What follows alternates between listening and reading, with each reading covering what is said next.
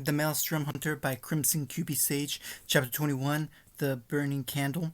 Beacon Academy Ballroom. Ruby rested her head on her hand and stared into the distance before she was startled by Weiss slamming her palms on the table she sat. I need you to pick a tablecloth, Weiss said with a smile. She slid 2 squares over to Ruby, both seeming to be similar shades of white. Aren't they both the same? Ruby asked confusingly. There's probably some minor things that Weiss sees in these things, Roshi said, as he helped Yang carry in massive sound speakers, each of them carrying one under each hand. I don't even know why I asked, Weiss said in frustration. Roshi went up to her, grabbing both tablecloth samples and examined them. He spent about 10 seconds looking back and forth between the two before handing the one in his right hand back to Weiss. This one. There, problem solved, Roshi said, placing the second cloth on the table Ruby was at before walking away. So, have you picked out a dress yet for your date with Naruto? Yang teased, causing Ruby to blush. No, I've been too worried with Blake, Ruby said. Oh, don't worry, she's going, Yang said before her eyes landed on Weiss. Weiss, I thought we'd agreed no doilies. If I don't get doilies, you don't get fog machines, Weiss said, walking up to Yang and pointing in her face. Your dance is gonna have fog machines? Neptune asked as he and Sun walked through the doors. We were thinking about it, Weiss said. That's pretty cool, Neptune said. You ladies all excited for a dress-up? Sun asked. Yeah, right, Ruby lied. Laugh all you want. I'll be turning heads tomorrow night, Yang stated. What are you two wearing? Weiss asked. This, Sun said, gesturing to his current shirtless attire. Ignore him, for he knows not what he says, Neptune said. Hey, I may have moved to Mistero, but I grew up in Vacuo. It's not exactly a shirt and tie kind of place, Sun retorted. Yeah, we noticed, Yang said, mirroring Ruby's and Weiss's look of being told the extremely obvious. So, what does Blake think of all this? She's still being all, Blakey? Sun asked, rubbing the back of his hand. Obviously, Weiss said, turning and crossing her arms in disapproval. I still can't think of a way to change her mind, Ruby said. Guys, Yang said, all eyes on her as she started walking out. Trust me, Blake will be at the dance tomorrow, and if that doesn't work, I've got a backup plan, Naruto said, entering the room with at least a dozen other clones bringing in tables. Backup plan? Ruby asked. It goes something like this, Naruto said. Naruto's plan. Blake sat at one of the library tables with a holographic screen in front of her. She is obviously more sleep-deprived than usual, barely focusing on what she's seeing, until a small, bright red light appears on the screen, moving up and down. Blake's eyes followed it down to her hand, then disappeared entirely. She looked behind herself, obviously irritated, but no one walked among the tables. No one among the tables is her culprit. Turning back to the computer, she starts typing on the beeping keyboard before the laser dot appeared on her hand briefly, prompting her to look around again, and still found no one. The red point shows up on the screen, moving around in circles until Blake scowled and pounded her fist on the table. She stands up from her chair and finds the lights on the floor, following it blindly through shelves of books until both the dot and its pursuer turned the corner and was hit upside the head by a heavy object, effectively knocking her out. As she started to fall, a brown body-sized burlap sack was thrown onto her, encasing her unconscious body. Naruto and Roshi grinned as they closed the sack and high-fived each other. Beacon Academy Ballroom. And that's how we get Blake to go to the dance, Naruto finished. Naruto, as your girlfriend, I know what I'm talking about when I say this. You're an idiot, Ruby said, slapping Naruto's arm lightly. But I'm your idiot, Naruto grinned before giving Ruby a small peck on the lips, causing said girl to blush slightly. As much as I'd love to tease you two right now, I've got to go convince Blake, Yang said before walking out of the room. With Blake, just like in Naruto's plan, Blake was in the library, sleep-deprived and barely focused, and just like Naruto's plan, there was a red dot that irritated Blake, causing her to chase after it. Only, unlike Naruto's plan, there was no burlap sack and no knocking out. No, instead, Blake bumped into Yang. Hello, Yang said with a sing-song voice, waving her left hand as her right held the laser pointer. What are you? Blake questioned. We need to talk, Yang said, grabbing Blake's arm and whisking her away. With John and Ren emerging from the steaming bathroom in nothing but a pink towel wrapped around his lower body, Ren sighed in contentment and started walking away, only to be stopped by John suddenly appearing in front of him. We need to talk, John said, and with that, amid Ren's single cry of surprise, John pulled his teammate away, leaving his bottle of samurai shampoo to drop onto the ground. Team Juniper dorm room. Ren, I'm just gonna say it. You are one of my best friends. These past few months, I feel like we're really bonded, even though you don't say much. I mean, you're really quiet. To be perfectly honest, I don't know that much about you personally, but darn it, I consider you to be the brother I never had, John said. And you, Ren said, nodding and smiling despite appearing extremely uncomfortable. He tried to be attentive from then on. He kept glancing at his usual outfit hanging by the door, which is why I want to get your advice on girls, John said. Girls? Ren said, sounding surprised, but started reaching out for his clothes while John was looking away. I just don't know how to. Girls. I guess what I'm asking is, well, how did you and Nora John asked. Ren said awkwardly, a bright red blush on his face. We're actually not together, Nora said, laughing nervously like Ren. She had an equally bright red blush on her face. Nora, I said headphones on, John exclaimed. Nora did so quickly under her leader's demand. John, what is this all about? Ren asked. It's Pyrrha. I want to ask her to dance, but I don't know how to go about this, John stated nervously. Stick to the truth then. Just be honest, Ren stated. But what if I? John said. John, you can't get it wrong if it's the truth, Ren said. You're right. Thanks, Ren. Good talk. John said, getting up to go to the door. Why don't we go as an item as well, Ren? Nora asked. Ruby is going out with Naruto. John is going to ask Pyrrha, and Whis has her own plans for a date to the dance, so why not? Well, Ren stammered. His stammer was broken when Nora came over to him, effectively silencing him with a kiss to the lips.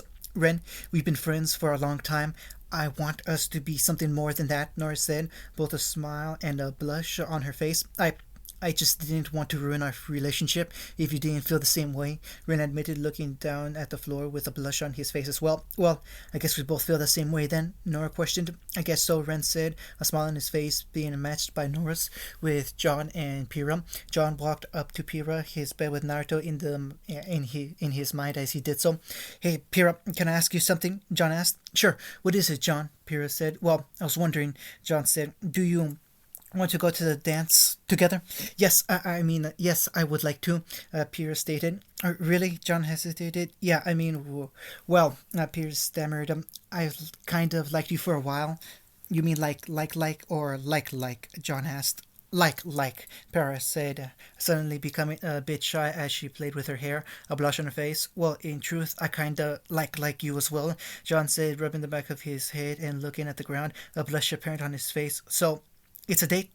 I'll see you then, Pyrrha said. She suddenly leaned a bit forward and gave John a peck on the lips before speeding off, said blonde-haired boy standing there dumbfounded, his blush reaching near atomic level. John's eyes suddenly widened. The gentleman spat. John gulped as he thought about it. Now he had to look for both a suit and a dress. With Blake and Yang. Yang, if you're going to tell me to stop, you may as well save your breath, Blake said. I don't want you to stop. I want you to slow down, Yang said, sitting cross-legged on the central desk of the empty classroom they're in, orange light shining across her calm features. I don't have the luxury to slow down, Blake said, still irritated. It's not a luxury, it's a necessity, Yang said. The necessity is stopping Torchwick, Blake countered, and we're going to. But first, you have to sit down and listen to what I have to say, Yang said, patting the part of the desk across from her. Fine, Blake said, relenting and dropping her legs over the desk edge. Ruby and I grew up in Patch, an island off the coast of Vale. Our parents were huntsmen. Our dad taught at Signal, and our mom took on missions around the kingdom. Her name was Summer Rose, and she was like Supermom, baker of cookies and slayer of giant monsters. And then, one day she left for a mission and she never came back, Yang said, looking down as she said this, and Blake looked sorry for her. It was tough. Ruby was really torn up, but I think she was still too young to really get what was going on. Oh, you know? And my dad just kind of shut down. It wasn't long before I learned why. Summer wasn't the first love he lost. She was the second. The first was my mom. Blake looked amazed at this information as Yang kept talking. He wouldn't tell me everything, but I learned that the two of them had been on a team together with Summer and Crow, and that she left me with him right after I was born. No one had seen her since. Why did she leave you? Blake asked. That question. Why? Yang questioned, sighing, then turning to the chalkboard. She got off the desk and walked to the chalkboard, picking up a piece of chalk. I didn't know the answer, but I was determined to find out. It was all I thought about. I would ask anyone I could about what they knew about her. Flashbacks start. As the reminiscent blonde started drawing on the board, the scene shifted to a young Yang with orange bows holding her dirty blonde pigtails, looking at the photo found in a smashed picture frame. Then, one day, I found something, what I thought was a clue that could lead me to answers, or maybe Even my mother, Yang said. The image transitioned to show Yang walking down a long, winding path through the towering trees, shedding their leaves with a little creaking wagon pulled right behind her. A little sister in a crimson hood sleeping soundly inside. I waited for Dad to leave the house, put Ruby in a wagon, and headed out. I must have walked for hours. I had cuts and bruises. I was totally exhausted, but I wasn't going to let anything stop me.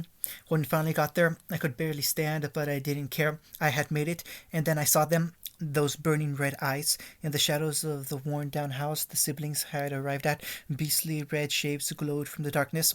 There we were, a toddler sleeping in the back of a wagon, and a stupid girl too exhausted to even cry for help. We might as well have been served on a silver platter, but as luck would have it, our uncle showed up just in time. As the beowulfs leapt into the air to devour their young prey, the familiar sound of a sniper's scythe followed the sight of them all being cut into pieces by a caved warrior. His bird-haired silhouetted as an image of a clockwork eye appeared behind him. Flashback end. As Yang finished her story, the same symbol that she saw as a child was now drawn on the chalkboard. A clockwork eye. My stubbornness should have gotten us killed that night, Yang said. Yang, I'm sorry that happened to you and I understand what you're trying to tell me, but this is different. I'm not a child, and this isn't just a search for answers. I can't just, Blake said. I told you. I'm not telling you to stop. I haven't. To this day, I still want to know what happened to my mother and why she left me, but I will never let that search control me. We're going to find answers we're looking for, Blake, but if we destroy ourselves in the process, what good are we? Yang stated.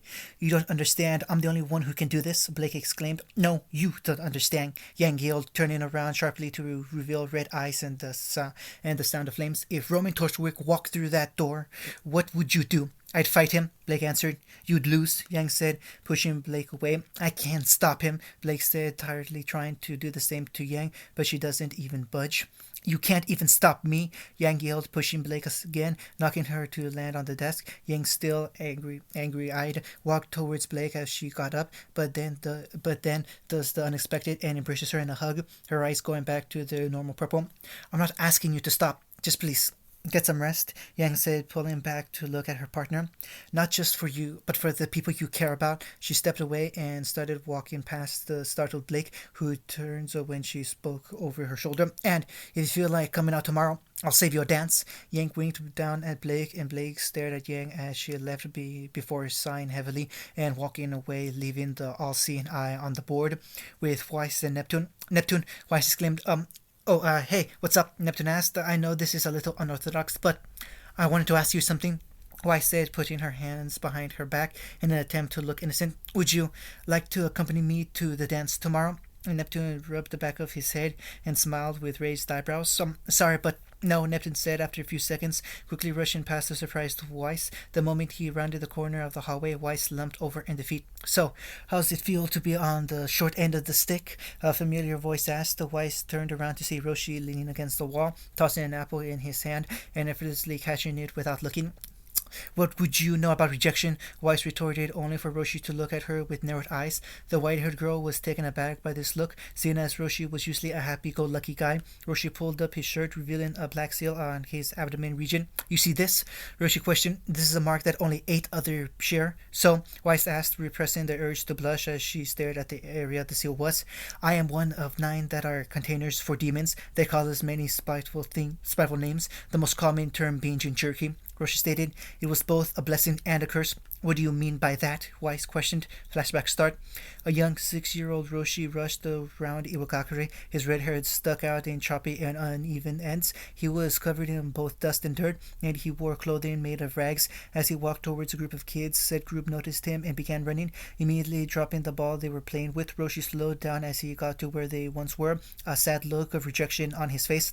When I was growing up, nearly everyone I met would either run at the sight of me or just outright insult or attack me, Roshi stated. All of the kids that were around my age were told just to ignore me or worse, make fun of me. Some of the older kids were even paid to bully me. Rain pounded heavily on the ground of the ninja village as young Roshi slowly and dejectedly walked through the empty streets.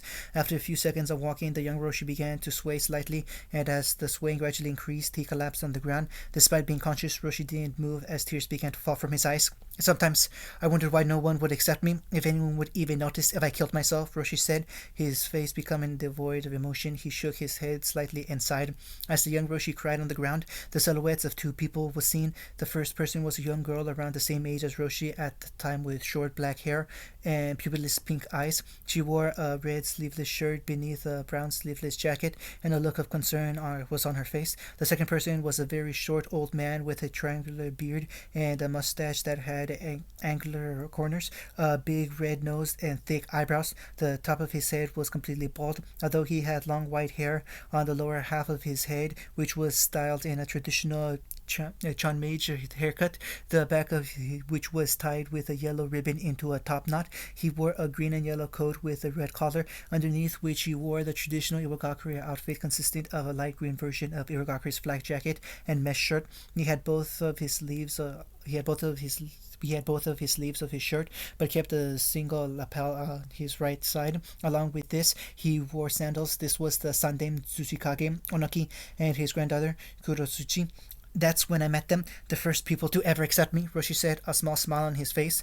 A stubborn old coot and his secretly hard-headed granddaughter, Onoki and Kurotsuchi. The elder Tsuchikage helped his granddaughter bring in the young ragged Roshi, who had a dull look in his eyes. The image changed to Roshi point of view as a young Kurotsuchi appeared in his field of vision. Hi, my name's Kurotsuchi. What's your name? Kurotsuchi asked. Roshi said quietly, his voice no louder than a whisper. Flashback end, and from that day forward they became my lifeline. The only reason that I didn't kill myself at times, Roshi stated before a small frown crossed his face. That was long before I left the village. What made you leave? Weiss asked. Because I was living a lie, Roshi said, so don't you say that I don't know a thing about rejection. I didn't think that you, Weiss said. Exactly. You just assumed. You thought that I would be some sort of villainous scum just because of my fondness, Roshi stated with a frown before replacing it with a smile. But that's all in the past, right? I guess so, Weiss said. Great, so let me introduce myself. I'm Roshi Yamasaru Roku, Roshi said, extending his hand to Weiss. Said white-haired girl shook his hand. I'm Weiss ni, Weiss said, a smile on her face. Beacon Academy Ballroom. Later that day, Yang stood at a podium wearing a short white dress with black heels. The door in the front of her opened, and she flipped out upon seeing the two who walked in. Oh, you look beautiful, Yang exclaimed. Can we have a serious talk about how Weiss fights in these? Ruby said, groaning as she looked distressed in her red dress with black lace, belt, and pumps. She clung to Naruto's arm, using it as a support to stand. Naruto was wearing a plain black suit and pants, under which he was wearing a white dress shirt and a solid orange bow tie. All in all, he was dressed to impress. Oh, it can't be that bad, Naruto said, giving a nice smile to his girlfriend. Soon after the pair left, another pair of familiar faces appeared through the doors. Coming in, hands interlocked, was Pyrrha and John. Pyrrha wore a red sleeveless dress, and John wore a black suit with a red bow tie.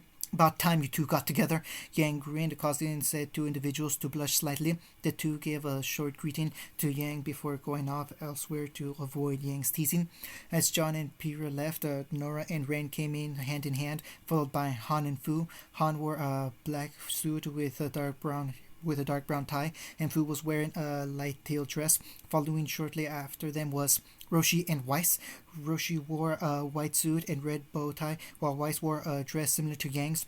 How did this happen? Yang asked teasingly. Shut up, Weiss retorted, looking at the ground with a large blush on her face. Roshi grinned but said nothing as the two walked off with Sun. Meanwhile, outside the ballroom, Sun could be seen walking around and wearing a new black jacket that was closed up with a white tie hanging around his neck, which he proceeded to fight with before going inside. Stupid, dumb neck trap, Sun mumbled. I knew you'd look better in a tie, Blake said. Sun stopped his struggling and stared at the dark purple dress and bright blue bow worn by Blake, now looking like she traded her dark bags for violet eyeshadow as she stepped forward and took him by the arm. So, does this mean we're going together? Sun asked. Technically, though my first dance is spoken for, Blake replied. Beacon Academy Ballroom. Inside the ballroom, streamers were hung through glass chandeliers. Pink and blue balloons were everywhere, and students in dark suits and bright dresses were stepping with each other to the music between the white-clothed tables. Blake was spun around by Yang before they courtesy to one another, and Sun came up and took his date's hand as Yang gestured for him to do so. She went off to hang with Ruby, Naruto, Weiss, Roshi, Han, and Fu in the back of the room, watching Blake laugh and enjoy herself before smiling at her teammates and Team Archfiend. I told you she would come, Yang said. Mission accomplished, we said. So, what do we do now? Ruby asked, turning to her teammates. Just have fun, Yang answered before proceeding to walk away and do so, with Weiss going in the opposite direction, pulling Roshi with her and leaving Ruby behind. Han and Fu stayed behind and just observed. Does that mean I can change out of these stupid things and into my hood now? Ruby shouted after Yang. Upon receiving no answer, she waddled around in her painful footwear. Stupid lady stilts. Come on, Ruby, let's dance, Naruto exclaimed, grabbing Ruby by the arms and pulling her into a slow dance. Sorry, are we late? A new voice asked. Looking up, Yang saw a suited up Sasuke standing next to Sakura, who wore a pink dress. Nope. Just in time, Yang said. Excellent, Sasuke said before going off with Sakura in tow. A few minutes later, another pair walked through the doors. Yang looked up once more and smiled. Glad you guys could make it, Yang said. Wouldn't miss it for the world, Mercury said. He wore a dark orange lined black suit with a matching orange bow tie. Standing next to him was Emerald, who wore a black and green dress. With Roshi and Weiss, Roshi held Weiss and the two slowly danced with those around them. Their dancing was interrupted when a tapping was felt on Roshi's shoulder. Looking at the perpetrator, Roshi saw a brown-haired, brown-eyed girl. Hi, can I talk to you? Can I talk with you for a moment? The girl asked. I'm kind of busy right now, Roshi stated. It's alright, go ahead, Weiss said. Roshi shrugged his shoulder before being pulled off elsewhere by the girl. She brought him to one of the empty rooms of the building as his smile was quickly replaced with a frown. I can sense you're using chakra, so just dispel the hench no jutsu, Roshi stated. The girl was soon covered in a veil of smoke that followed the poofing sound and was soon replaced by a familiar short black-haired, pupilless pink-eyed girl wearing a dark red dress. Roshi, Kuroshi said. Short story start. Remnant Declassified Operation Whirlpool, Part 2, The Origin of a Spartan. Day 7. It appears that this place isn't just a random village built by nomads outside the kingdoms. From what they've told me, there's a whole continent that's just west of this place, and they haven't even heard of Grim. There isn't any Grim of any kind out here, Frost said to the recording device he held in his hands. You done with your diary yet, Frost? Grinch joked. Yeah, just about, Frost said. Suddenly his instincts kicked in as he felt he was being watched. Who's there? He asked, stepping out from behind one of the trees. Was a young woman with bright green eyes and vibrant red hair. Sorry, I'm just curious. I've never seen any shinobi like you guys, the woman said. We're soldiers, not shinobi, Grinch said. Where are my manners? I'm Apollo Nikos. Nice to meet you. I'm Naomi Uzumaki, the woman now identified as Naomi said. Naomi knew. Where'd you go? A childish voice called out. Coming out from the bushes was a young 6-year-old girl. She had vibrant red hair and purple eyes similar to Hanan's. Omuto, what are you doing here? Naomi asked. I got bored, Database. Who are the weird-looking guys you're with? Is he your boyfriend? The girl asked. No, Naomi exclaimed, a blush on her face as she did so. Good, because they aren't exactly any good to look at, Database, the girl said with a grin. Who's the little brat? Frost asked. Well, this is my little sister, Kushina, Naomi stated. Present day. That Apollo guy, he sounds familiar, Ruby said. Well, you might know him in some way. He's got a daughter named Pyrrha, Derek stated. End of chapter 21.